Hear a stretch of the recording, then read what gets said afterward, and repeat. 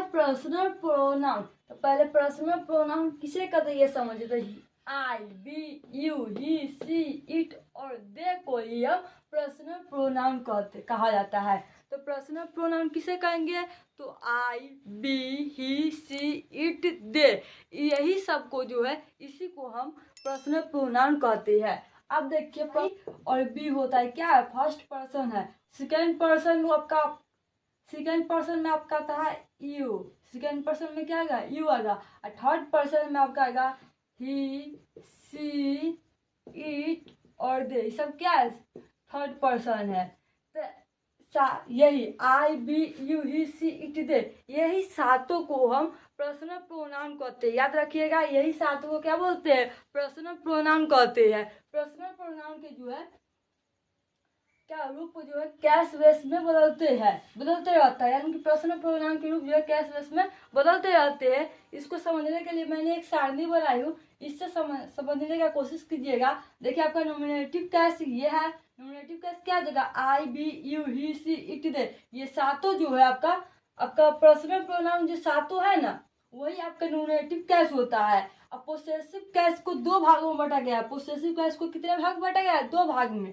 पहला possessive adjective कहेंगे और दूसरा पोसेसिव प्रोनाउन। तो पोसेसिव एडजेक्टिव में देखिए my, our, yours, his, her, its, their है। और पोसेसिव प्रोनाउन में जो है mine, ours, yours, his, hers, its का कुछ नहीं है और देयर्स है। और ऑब्जेक्टिव केस में देखिए me, us, you, him, her, it, them, ये सब जो क्या है? ऑब्जेक्टिव केस है। इस तरीके से आपको याद करना होगा कि आई का पोसेसिव ऑब्जेक्टिव क्या है, आई का पोसेसिव प्रोनाउन क्या है, आई का ऑब्जेक्टिव केस क्या है, तो मी है। वही देखिए बी का पोसेसिव ऑब्जेक्टिव क्या है? तो आवर है। और बी का पोसेसिव प्रोनाउन देखेंगे तो आवर्स है। और बी का ऑब्जेक्टिव केस में अस है।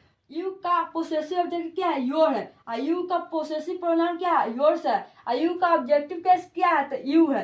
यू का ऑब्जेक्टिव केस यू ही है। और ही का पोसेसिव प्रोनाउन क्या है? तो ही का पोसेसिव प्रोनाउन में हिज है और ही का पोसेसिव ऑब्जेक्टिव ही। तो पोसेसिव ऑब्जेक्टिव पोसेसिव प्रोनाउन दोनों ही का क्या है? सेम है। ही का ऑब्जेक्टिव केस क्या है? तो हिम है। और सी का पोसेसिव ऑब्जेक्टिव क्या है? हर है।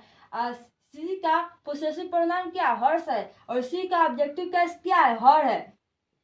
इट का पोसेसिव ऑब्जेक्टिव क्या है? इट्स है। और इट का पोसेसिव प्रोनाउन क्या है? तो कुछ भी नहीं है। इट का ऑब्जेक्टिव केस क्या है? तो इट ही है। और दे का पोसेसिव ऑब्जेक्टिव देयर है, देयर।